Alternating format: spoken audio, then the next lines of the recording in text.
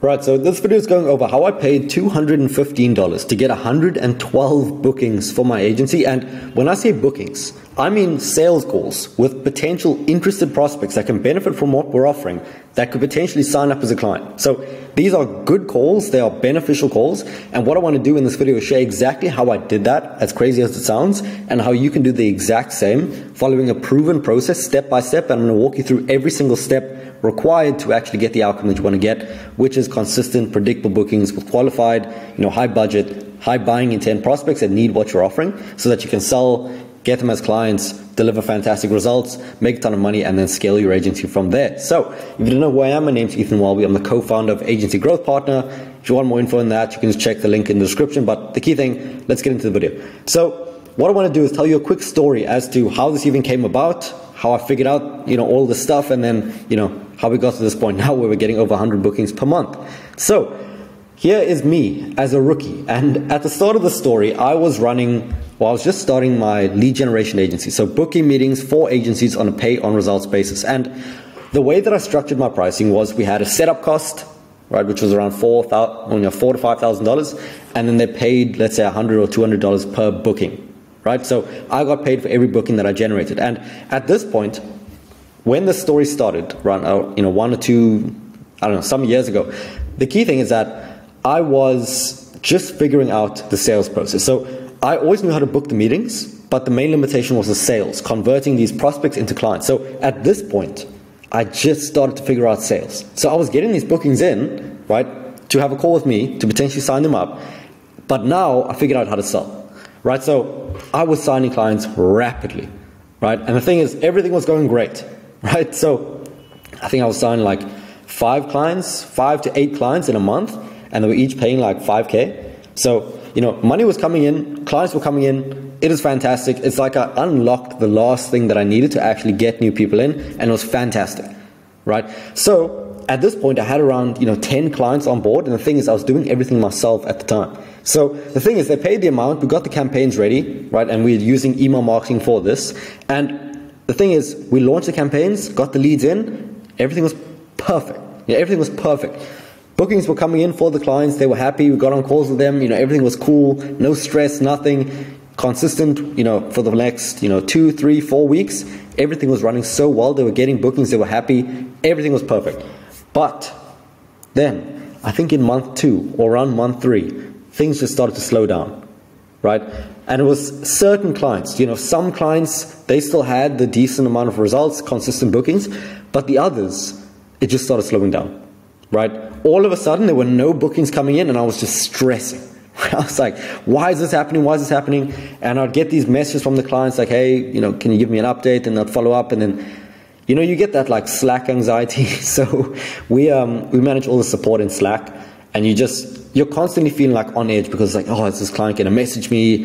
What's going to happen on the client call, on the check-in call? I'm just so stressed, And I'm looking at all these YouTube videos. I'm checking, I'm messaging people. I'm trying to network, figure out what the problem could be, trying to identify what the problem is.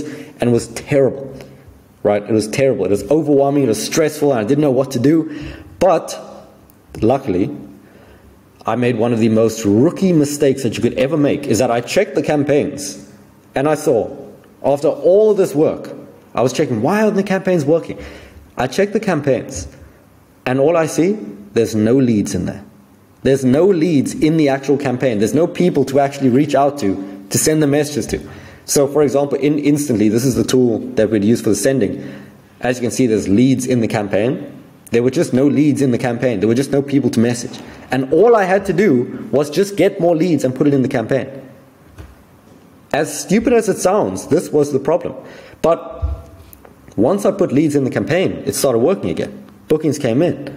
And like I said, as stupid as it sounds, what I learned from that was that a lot of agency owners, and I hear this very often now, is that they know what to do. They know that they need to send outreach. They know that they need to do it on email, on LinkedIn, on Facebook, anywhere. They know that they need to do things to acquire clients, like creating content, doing networking, whatever it might be. But because they don't have a system for it, and because they're doing everything themselves, so the owner is responsible for all of this, the founder, the CEO, they're responsible for all of this. Because of that, the thing doesn't actually get done. right? The system doesn't get done. Because the thing is, you might know that you need to do outreach. And the thing is, if you've heard of LinkedIn outreach, if you've heard of email outreach, if you've done any of the stuff, content, YouTube, whatever it might be, and you're still not doing it, it's not because of the system. You know the system works. The system just isn't being followed. And that's the key point. And the thing is, it's understandable. Because if you run a company right now, you have 10,000 things to do. You have 50 people messaging you every single day. You have accounting, finance, team members, service delivery, all these things. So why would you expect to have the attention to put leads in the campaign? So what you need to do, and what I learned after this, is to create a system to make sure this happens without you, right? And as simple as it sounds, people don't do it. Because the thing is, if you're not booking enough meetings, if you're not signing enough clients, it's because you don't have this in place. So after this, I created a workflow that allowed me to predictably figure out something that's working, define it, document it, and automate the entire task. So what I want to do now is just explain exactly how you can do that, and then how you can remove yourself in the process to be able to scale up, book over 100 meetings for a very marginal cost. So the first thing that you need to do is, if you're doing any sort of system, whether this is acquisition, whether this is outbound, whether this is client support, whether this is finance, anything, is that you'll need to run the system manually. If your agency is, relatively small, if you, are venture backed, you're funded, you have, millions and millions in, funding, then you probably don't need to do this. But if your agency is under 100K, under 200K, under 300K per month, and you're still building out these acquisition systems, or you're responsible for it, then this is something you follow. So the first thing you want to do is run the system manually. Right, so let's say you're doing LinkedIn outbound, and you start sending some messages, you start sending some voice notes, and you get, let's say, a booking, you get some conversations going. Then what you want to do is, first, you're running it manually, you're getting results until you find proof of concept. Now, proof of concept is just an indication that what you're doing in terms of the data is giving you the desired outcome, which is, in your case, the bookings or the client side. And over here, I have a screenshot from one of our client accounts where we track the data on everything. So this will show you how to do it. So over here, this is, let's say, the first week of running the campaigns. We sent 4,000 emails, 25 positive replies. They got 3 bookings from email, 3 bookings from other methods. 4 calls showed, 4 offers were made, so pitches were made, and no deals were closed. And as you can see, we just keep going, continue booking the meetings. But the key point that you want to look for is it getting the desired outcome? Is what you're doing bringing the desired outcome? So if you're sending these emails, is it getting the bookings? The bookings are the goal. Same if you're doing LinkedIn outbound. Same if you're doing client support. Are the clients staying on? Yes or no? If no, then something needs to change. So in this case, we were sending emails and we were getting bookings. Now, what most people would do is not have the numbers at all. So they just have no direction, no context. But because we have the numbers, we can determine, okay, if we send this many emails, we can expect this many bookings. So what we're going to do is keep doing that, right? Like, something is working, so let's not change it. So we kept doing that. We kept sending similar amounts. We got a similar amount of positive replies. Obviously, there's going to be some variance. But as you can see, it continued to get positive replies. It continued to get bookings. And then people would show on the calls. More offers were made consistently. And then deals were closed. 6 deals closed, right? And this is an extra 3,800, 5,600, 6,000. I'm not going to do the math. But these are monthly revenue increases, right? So this is an extra 3,000 a month, an extra 6,000 a month, an extra 5,000. And it's just stacking on top of each other. And it's because we found proof of concept. We found something where we put the inputs in, which are the emails, and it got the bookings, which is the output. So you want to do this for every single thing that you do, but you need to track the numbers. So if you're doing LinkedIn outbound, what you need to do is do the thing manually. Don't change anything. Get the data, and then see what happens from there. And the thing is, if you don't get proof of concept, it means you need to change something. So if you don't get it, you need to go back to the system and then see, okay, what can you change? And you change one thing at a time. So the thing is, if we didn't get bookings from this, but we got positive replies, then it tells us that something between the positive reply, them saying, okay, I'm interested, and the booking, something's wrong here. There's a disconnect. So what we would do is we would adjust what happens after they reply positively to maximize the chance of getting the bookings.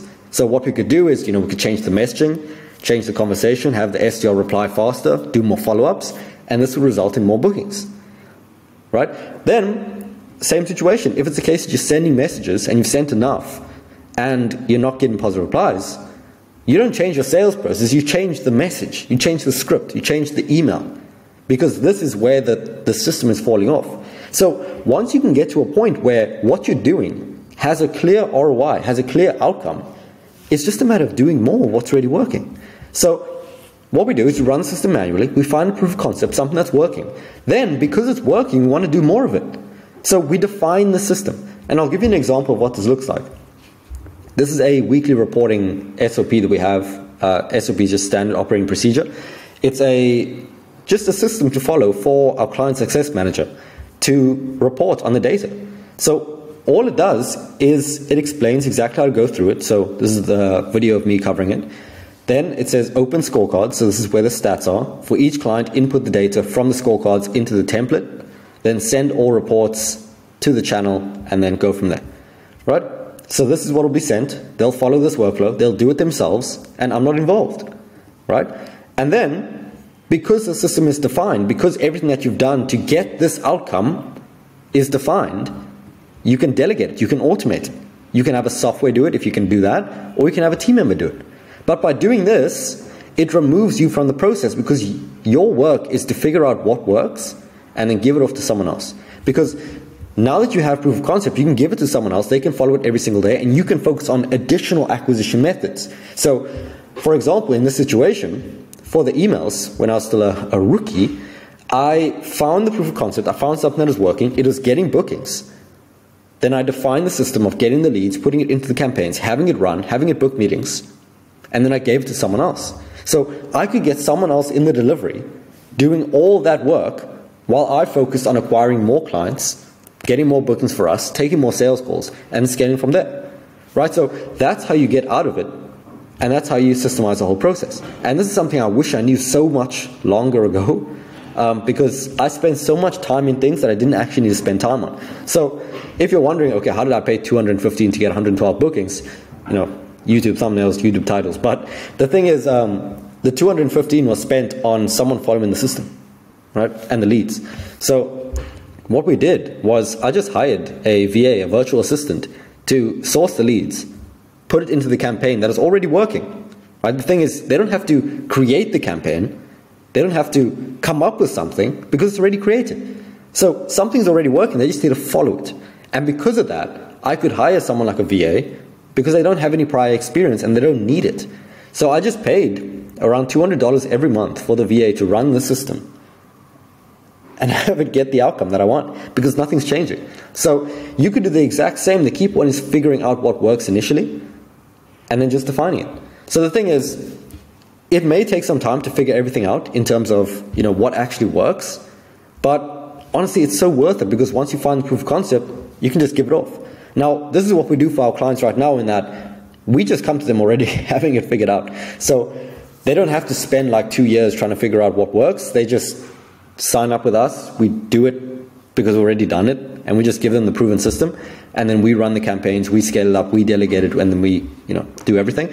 But regardless, it doesn't take that long. If you watch these videos, like, you could just, you know, have the first system run and win and have a proof of concept. So the key thing is, this is what you need to do to actually get to the point where you're paying a very small amount to get, you know, hundreds of bookings every single month consistently. And it starts with having the system, finding proof of concept, defining that, and then giving it off, and then allowing you to scale it up and, you know, not have to focus on the system as a whole. So if you want more info on what we do, you can check the link in the description, but otherwise I'll talk to you in the next video.